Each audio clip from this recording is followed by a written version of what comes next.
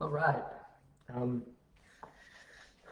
Last time we read, we were in chapter 34, and we read about Simeon and Levi, two of Jacob's sons through Leah, go and more than ransack the city. They went into this city and kill all the males of the city in Shechem, um, to in retribution for the the rape and the abduction of their sister Dinah. Um, and then to add insult to injury, the rest of the brothers going in and plundering all the cattle, all the wealth, all the riches of the city of Shechem. So Jacob is deeply concerned. In fact, he went so far as to say to his sons in anger, "You've made me stink among these people." Um, so he's once again, and it just seems like to be the case over and over and over in Jacob's life. He's running. He's in fear for his life. He has credible fears. Well, we know that God is on his side, and we know the end of the story. So we know that he has nothing to fear. But from his perspective, once again, he's in fear for his life. And each time he's been in fear for his life was justifiable, because first it was his brother Esau, and then it was his father-in-law Laban, and now it's from the people in all the people in the land, which he is a foreigner. You know how easy it is to persecute a foreigner that's in your land. Um, Someone of a different culture and background moves into your neighborhood. Does anybody really care if that person is robbed, murdered, or well? So he's already a stranger, and so now he has become everybody's enemy. At least that's what he is. That's what his spirit has come to play. So we're going to pick up in chapter 35. Chapter 35. And God said unto Jacob, Arise, go up to Bethel, and dwell there, and make there an altar unto God that appeared unto thee when thou fleddest from the face of Esau thy brother.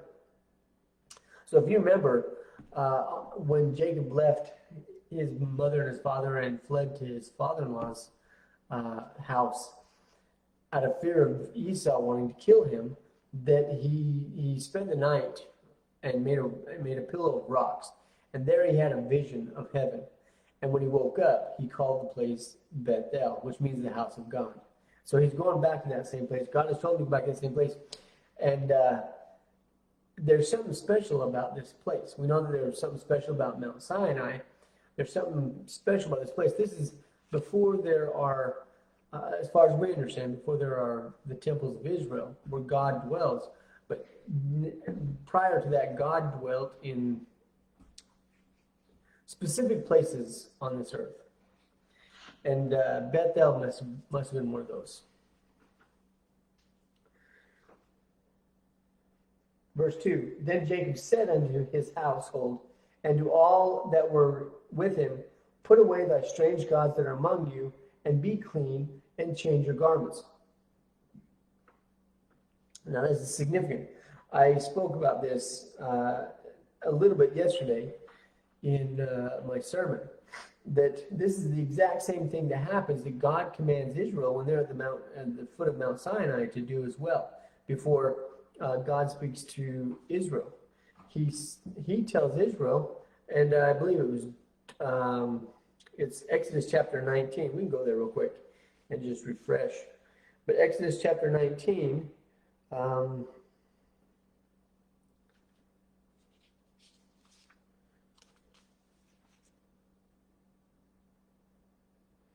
Where does he talk about?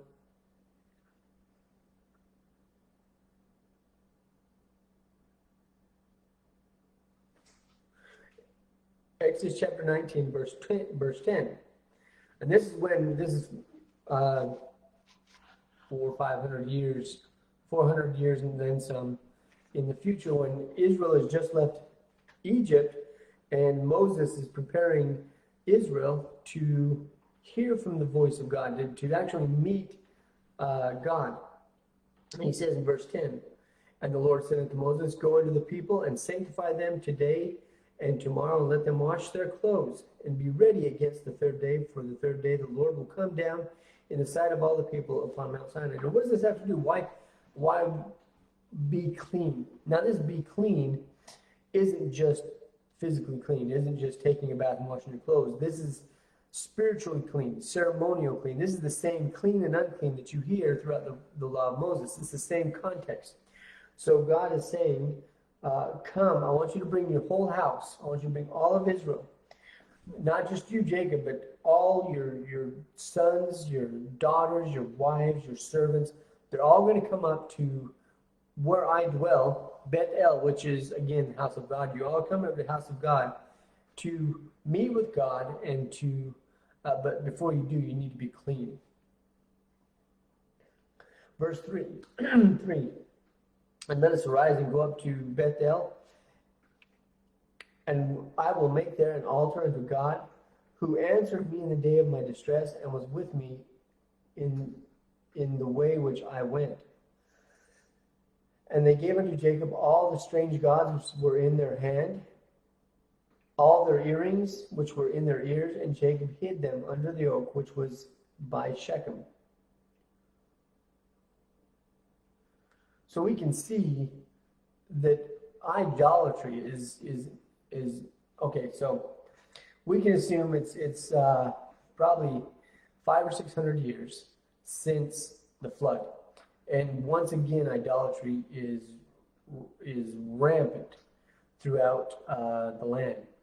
People believing and submitting themselves to strange gods, and so it's even infiltrating within Jacob's family. And so this is part of making yourself clean, is to remove all things, all idolatry from your life before you approach God. Because, you know, this is an example of the first two commandments. You shall have no other gods before me, and you shall have no engraven images that you bow down before them. It doesn't say that exactly, but it surely indicates that that's what God is saying here by removing all of their gods and their idols and their earrings and everything that makes them wealthy according to the world, to remove it from themselves and approach God in a clean state, unstained from the customs and from the admirations of the world.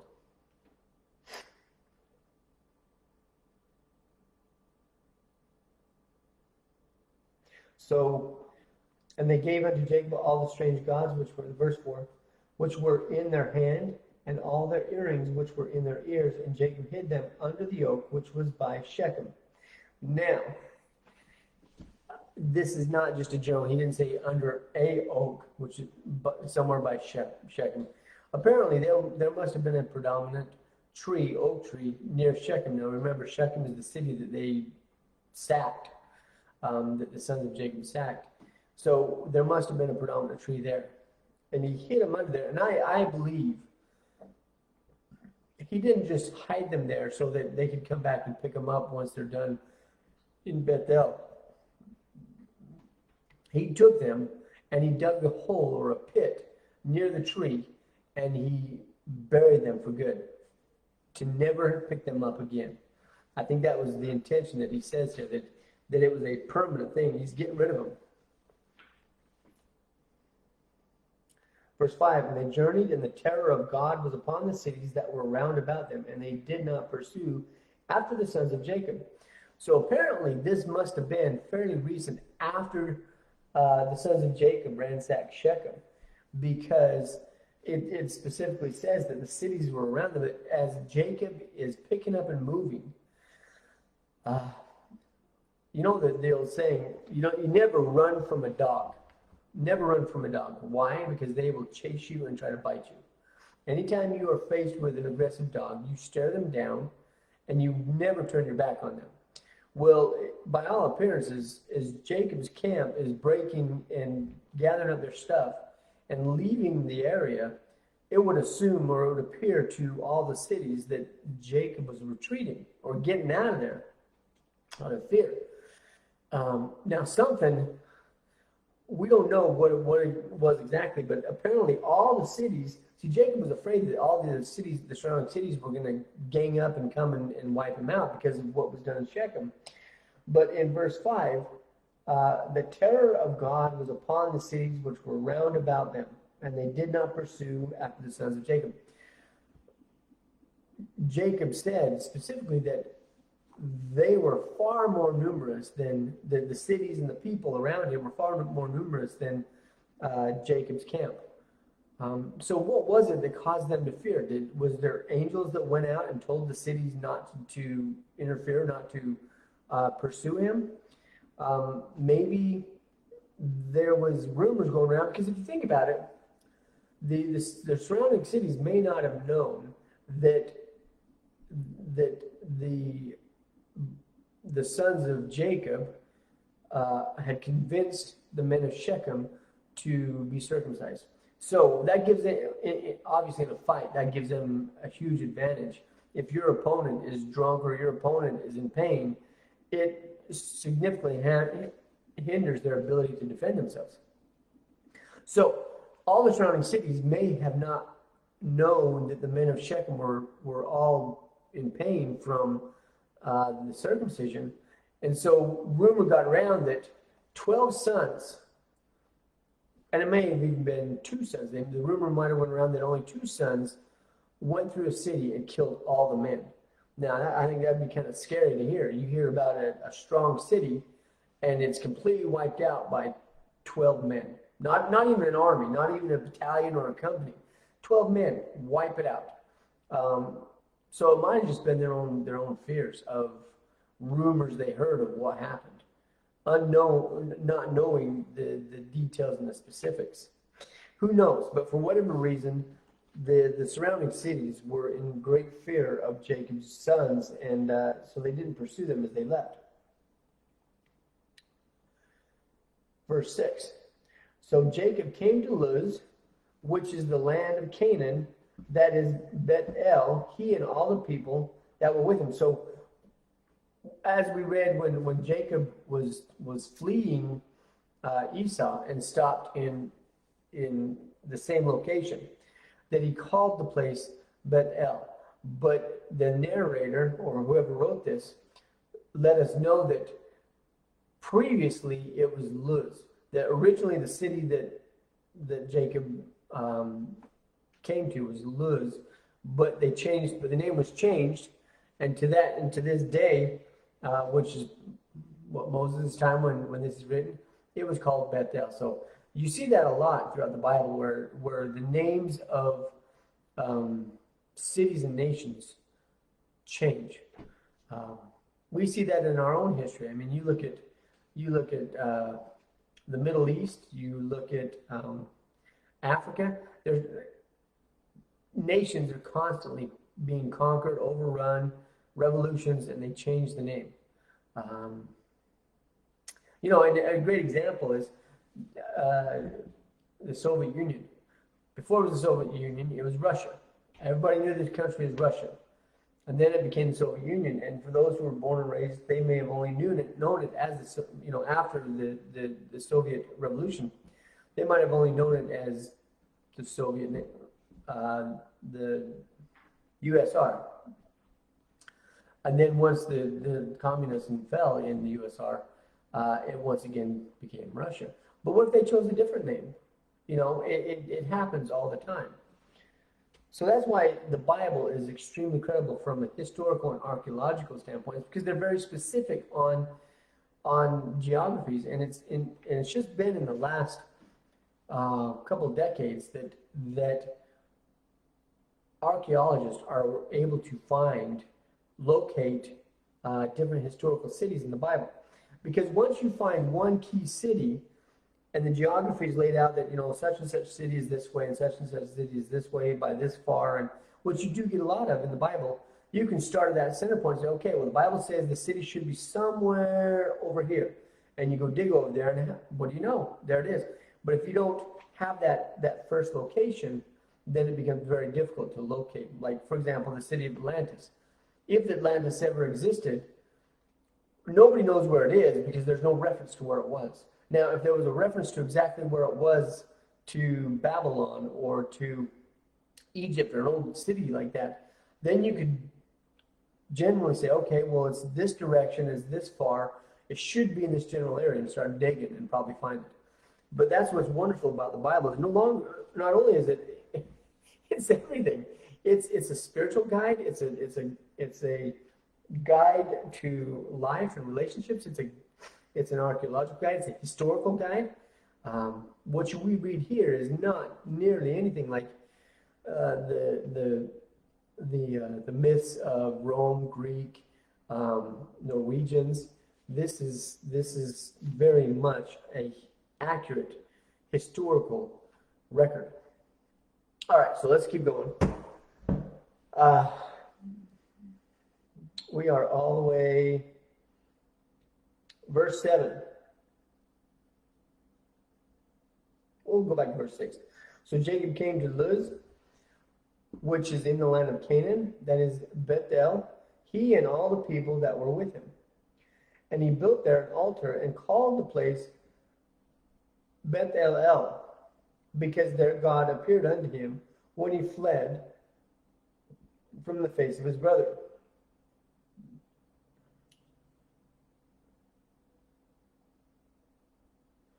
But Deborah, Rebekah's nurse, died, and she was buried beneath Bethel, under the oak, under an oak. See here, you hear in Shechem, the oak by Shechem. Now it's a oak by Bethel, under just an anonymous oak.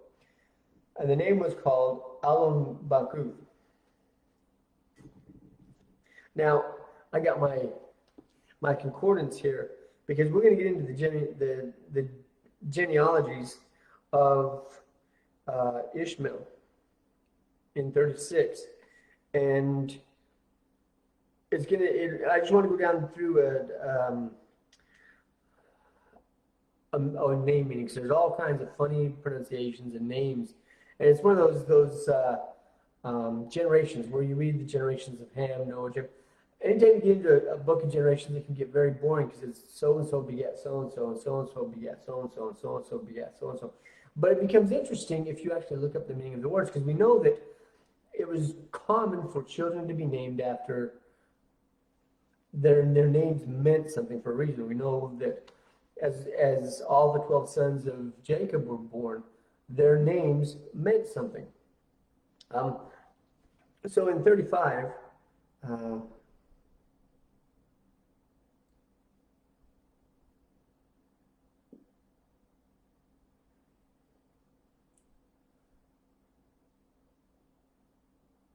that's interesting.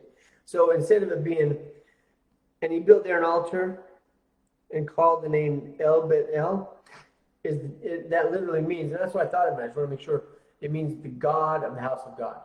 So for whatever that means, El Bet-El is the God of the house of God, because there God appeared to him when he fled from the face of his brother.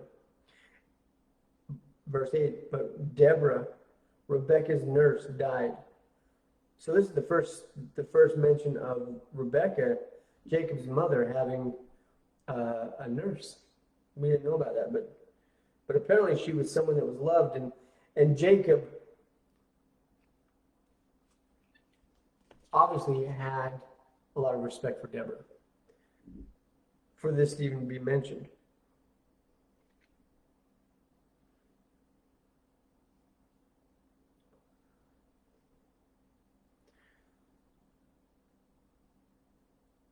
Under an oak, and the name it was called Alon Bakuth. So what does that mean? What does that name mean? Alon Bakuth, oak of weeping. So there you go. So you wouldn't know what Rebekah meant to Jacob unless you looked up what the name of that place was called after she was buried. It was the oak of weeping. So it sounds to me, and it's safe to say that Jacob wept. He was deeply sad when his mother's nurse, who had probably been his nurse most of, if all of his life, not if not all of his life, at least most, um, and was saddened by it. Verse 9. See, because let's go back to verse 8. Verse 8, in the story, the narrative, what's going on here with Jacob going to Bethel.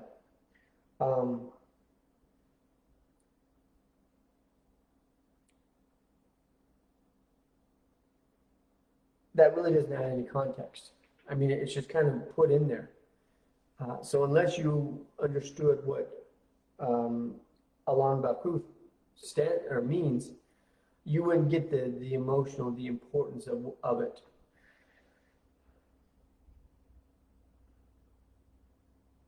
Verse 9, and God appeared unto Jacob again when he came out of Padanaram and blessed him. And God said unto him, thy name is Jacob. Thy name shall not be called any more Jacob, but Israel shall be thy name. And he called his name Israel. Now, I find it interesting. This is the second time this happens. If you remember, when we read when Jacob was returning to his homeland, and he just parted ways with Laban, and he's getting ready to push forward and meet his brother. He's on the other side of the river, and he is wrestling with, it appears to be Yahweh himself, and he tells this person, this individual he's wrestling with, bless me. I'm not going to let you go until you bless me. And the person says, your name is going to be Israel. But then we hear it again here.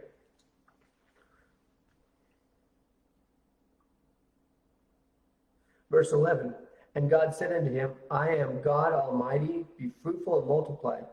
A nation and a company of nations shall be of thee, and kings shall come out of thy loins. Now, for the very first time, now we do see this with Abraham and his children. And we do see this with Isaac and his children. Well, we see this with Abraham and his other children, I should say, not Isaac, because Isaac was really never considered a king. Maybe he was, but we're talking kings in plural. And it's not until the 12 sons of Jacob that we start to see, and again, because we've seen what happens in the future after they come out of Egypt, but you start to really see the fulfillment of this because we have the 12 sons of Jacob now. We don't have just a singular son like we did with Isaac and Jacob being the children of promise. Now we have multiple children of the promise.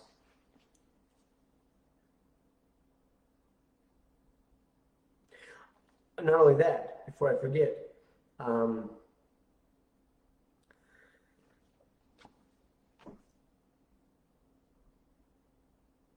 there's a commandment in here that we might just breeze over. The first commandment that God ever gave to men, to Adam and Eve and their posterity, is to multiply and replenish the earth. And that was the first thing he said to Noah too. When Noah gets off the ark, what does he say to Noah and his family? He says, multiply and replenish the earth. And again here, he tells Jacob, he says, before he says your children are going to become kings and nations, he says, multiply and replenish the earth. God is very much about us having posterity, about us having children and raising up children. And my own personal thoughts about that is because you don't really get to understand the nature of God until you're a parent, a father or a mother yourself. And understanding that feeling that, you know, growing up, you always thought your parents were these old, wise people. Young children think their parents know everything. And then they become teenagers and they think their parents don't know anything. And then they become adults themselves and they realize my parents were extremely wise. But in the same sense, as we get older, generationally, as I'm getting older and I'm at the age of having grandchildren and so forth, I realized, okay, I'm the same age as my parents when I thought they were the wisest thing to walk the earth, realizing they didn't know anything. That I, at their same age, here I am, I don't know anything. I don't have all the answers. It's that great reveal that, hey,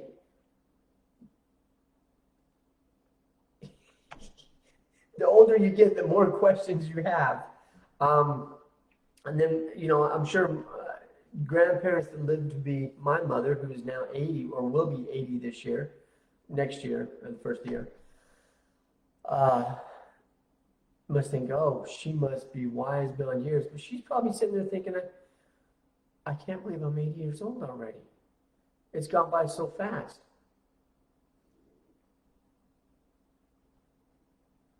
So, you never gain that perspective unless you have children of your own. You learn more about the love of God. You learn more about the patience of God when you're a parent yourself. Anyways, we'll leave it at that. Verse 11. And God said unto him, I am God Almighty. Be fruitful and multiply, a nation and a company of nations shall be of thee, and kings shall come out of thy loins. And the land which I gave Abraham and Isaac, to thee I will give it, and to thy seed after thee will I give the land. And it's very key that we remember this, because down here a little bit, we're going to get into the generations of Esau that end up inhabiting the land after Israel goes into Egypt. 13, and God went up from him in the place where he talked with him. And Jacob set up a pillar in the place where he talked with him, even a pillar of stone, and he poured a drink offering thereon, and he poured oil thereon. Now, again, we see echoes and shadows of the law of Moses before the law of Moses was even given to the descendants of Israel in the wilderness at Mount Sinai. We see drink offerings. We see oil offerings. We see animal sacrifices in the same manner that we see the children of Israel perform. So he's poured a drink offering thereon, and he poured oil thereon. Verse 15, and Jacob called the name of the place where God spake with him, again, Bethel, the house of God. Verse 16, and they journeyed from Bethel, and there was but a little way to come to Ephrath, and Rachel travailed, and she had hard labor. Rachel being Jacob's favorite wife, the mother of Joseph. And it came to pass, when she was in hard labor, that the midwife said unto her, Fear not, thou shalt have this son also. And it came to pass, as her soul was departing, for she died, that she called his name Benoni. But his father called him Benjamin. So what do those mean? Again, this is very interesting where names have meaning.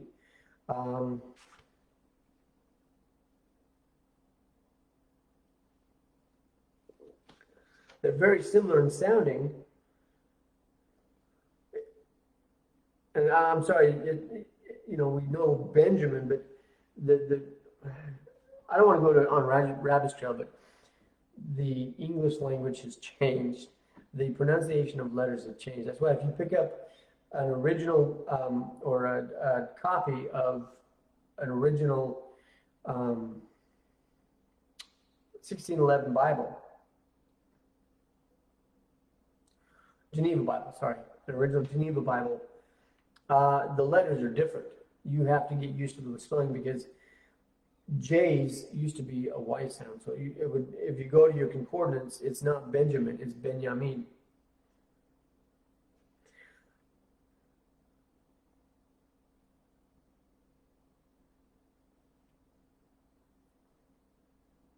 Where am I?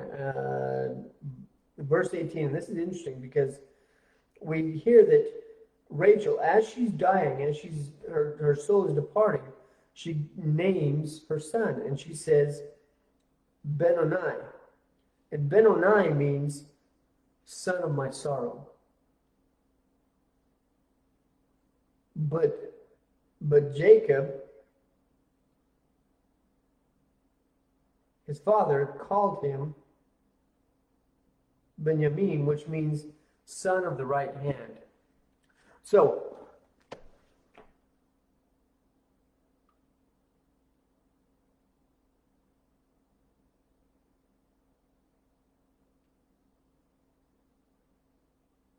not to downplay, not to be like to compare humans with dogs, but how you might give a dog a name and then over time you change that name.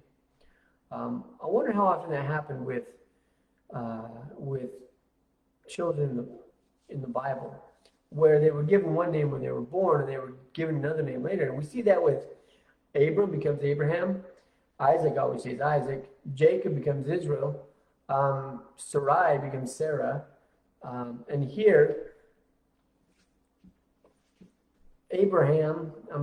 Jacob changes the name. How soon after was he born? Did he change the name? Was it immediately or was it later? We don't know. But at some point, it went for the name. The meaning of his youngest son's name completely changed. Originally it was the son of my sorrow to the son of my right hand. Because if you remember, no, Joseph hasn't been sold off yet to Egypt. So, anyways, interesting to understand what the names mean. So we go to 19, and Rachel died and was buried in the way of Ephrath, which is Bethlehem. So here's another example of the old name being Ephrath, which currently, or in the at the time that it's written, was Bethlehem. So what does Bethlehem mean? Because that's such a predominant name. I knew that. I'm sorry. Bethlehem, the house of bread. Verse 20. And Jacob set up a pillar upon her grave that is the pillar of Rachel's grave unto this day. Here's another one of those references where it's letting you know that location is still marked and known. So because when this takes place is 400 or 500 years before Moses writes the books of the supposedly about 400 or 500 years before Moses writes the books of Moses. So whoever the author is here is saying that to this day, even after 400 or 500 years, that pillar is still there at Rachel's grave. Now, I don't know if archaeologists have found that, but I would imagine it's wholly possible. Now, what was that pillar made of? We don't know. But we do know that they can, if a pillar is done right, it can last thousands of years. We know about the pillars that are on either side of the Red Sea that Solomon had erected to commemorate the location where Israel crossed the Red Sea. They found those pillars. They were terribly eroded away over time. I mean, we're talking thousands of years. So it's not impossible for something like that to be erected in Rachel's honor. And could it still be there today? Absolutely. Would it look like it did when it was completed? No, I doubt it. But we also read that, it's interesting, we're reading about Noah's Ark. There's references throughout, I wouldn't say throughout the Bible, there's a couple references where they're talking about Noah's Ark in the Bible, and they say, and it's still there. So things have a tendency to stick around.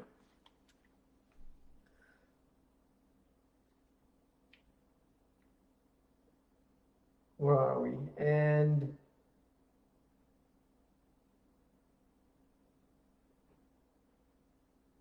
verse 21. And Israel journeyed and spread his tent beyond the tower of Edar.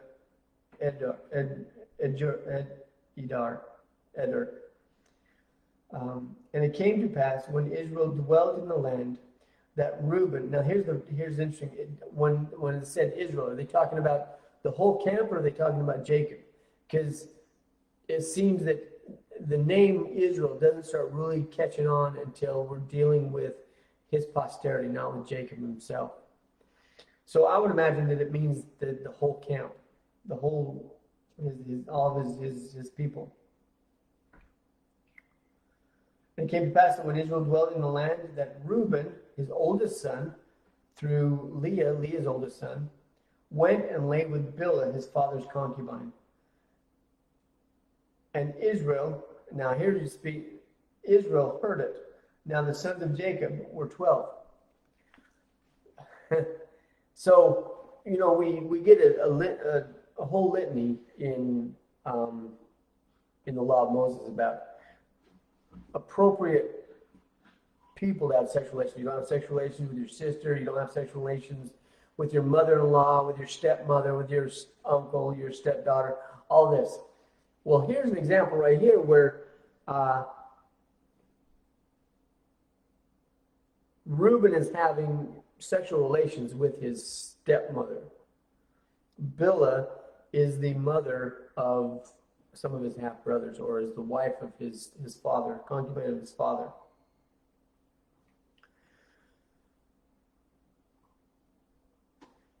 And the sons of Bilhah, Rachel's handmaiden, Dan and Naphtali.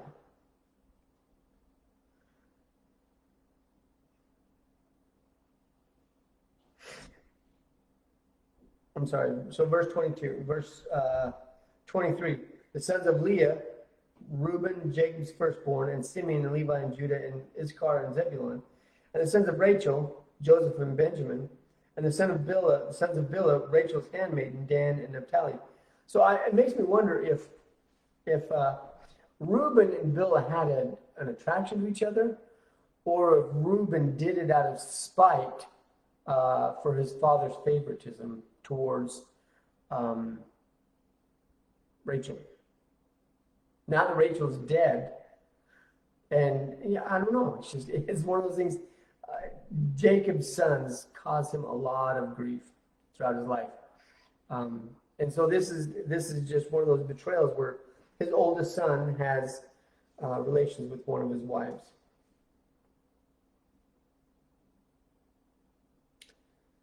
Verse 26, and the sons of Zilpah, Leah's handmaid, Gad and Asher, these are the sons of Jacob, which were born to him in Paddan Aram. And Jacob came unto Isaac his father, unto Mamre, unto the city of Arba, which is Hebron, where Abraham and Isaac sojourned. And the days of Isaac were 180 years. 180, that's 180 years. Isaac lived 180 years.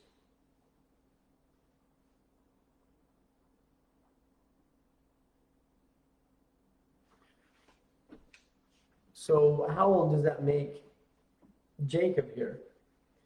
Because if Isaac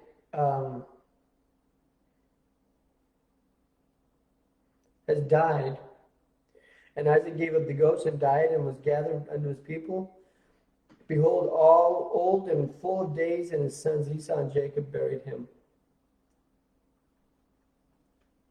Let's go back and find out how old Isaac was when Jacob was born. I believe it was 60-something.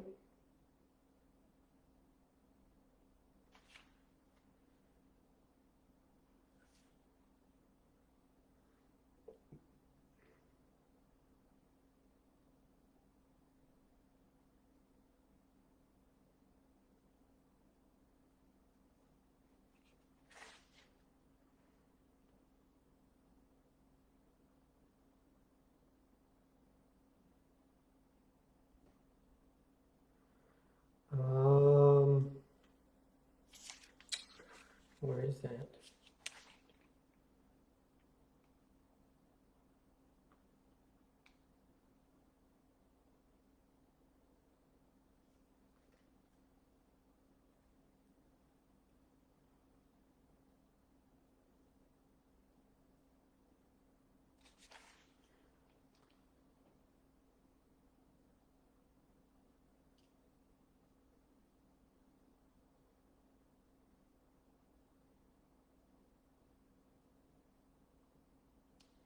Hmm.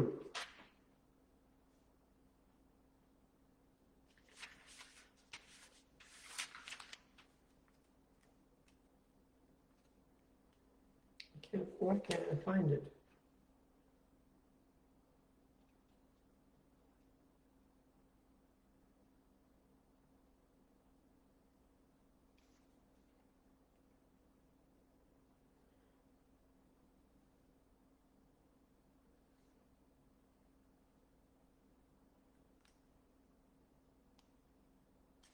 Well, it doesn't matter. So it's just again the Bible is giving us a date. It's giving us a time frame of reference. So if we know how old um, Isaac was when he died, we would know how old Jacob was at the time when at Isaac's death. He's getting up there, um, but we will end it there.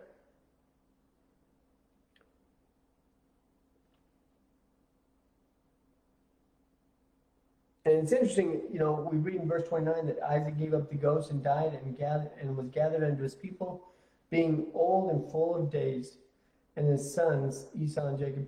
How would it feel to live 188 years? Man, okay. Well, this went a bit longer than I had anticipated because I wanted to go through 36 also and go through the names of Esau's generation, because that's primarily what 36 is about, is Esau's genealogy. They go through and they mention all of his children's names. But they also mention, we'll just start with this. We'll just go with this. Verse 6, and Esau took his wives and his sons and his daughters and all his persons of his house and his cattle and all his beasts and all his substance which he had got in the land of Canaan, and went into the country from the face of his brother, for their riches were more than they might dwell together, and the land wherein they were strangers could not bear them because of their cattle. So Esau and Jacob were still they were still brothers. They were still living near each other. They were still all the sins of their past had been forgiven of each other. Esau was they were close brothers again, but they got to the point they both got so wealthy and so rich with cattle and things that Esau decided to separate their camps or go their separate ways, because the land that they were in couldn't maintain both camps.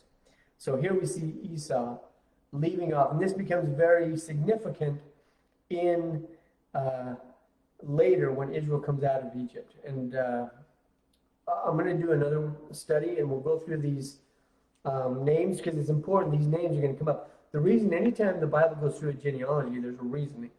There's a reasoning because these names pop up again, and they play an important role. And so the Bible is always good about keeping context of who these people are. We got to understand that, again, at this point, it's been 600 years, maybe 600 years since the flood.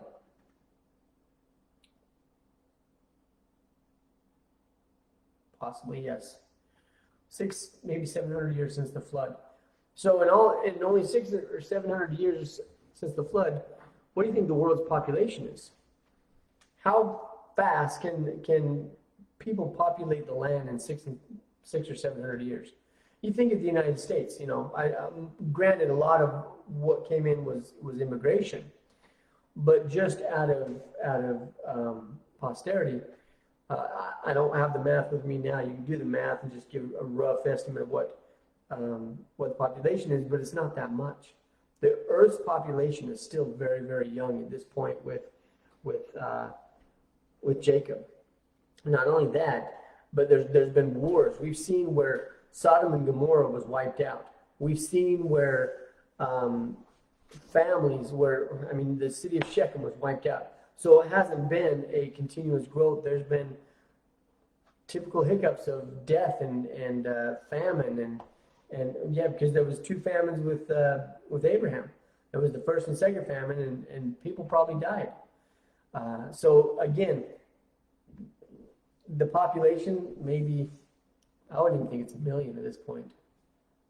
I would imagine maybe 100,000 people total in all of the world since Noah, maybe more. I'm just shooting in the dark, but it gives you context that the world still is mostly empty during these events. So you ask, well, what's going on with all these other peoples and these civilizations around the world? These other civilizations around the world haven't come into being yet. Still, the earth is still very, very young after the flood, and man has not spread far and wide quite yet. Or they have, but what I'm saying is the just like a city, you have a focal point of population, and as you get further away from that focal point, there becomes less and less populated. So the focal point of the earth at this point is not very densely populated. So families, and we will see this in the coming chapter that, oftentimes we assume that when Noah got the ark, Ham went this direction, Japheth went this direction, and Shem went that direction. They split up and they never intermingled. That's silly. We're going to see very quickly here that the generations of Ham, Shem, and Japheth very much did intermix. They intermarried, and there was a lot of mixing going on. There was not. They still lived near each other enough for their populations to know who they are, who their family tree is, and we get that. We see that in chapter 36 with Esau. It's a small world at this point in this story. That is a very, very small world. All right, I've gone way longer than I wanted to. So I hope this piques your interest and gives you some context and backstory of what's going on. Go read your Bible, get yourself concordance, and start reading names and remembering and writing down these names, because especially when we get into the children, and I said this, especially when we get to the children of Israel and they start cleaning or removing the people out of the land of Canaan, the names are specific that they come up against, and it's all family tree. Anyways, have a wonderful day and read your Bible. God bless.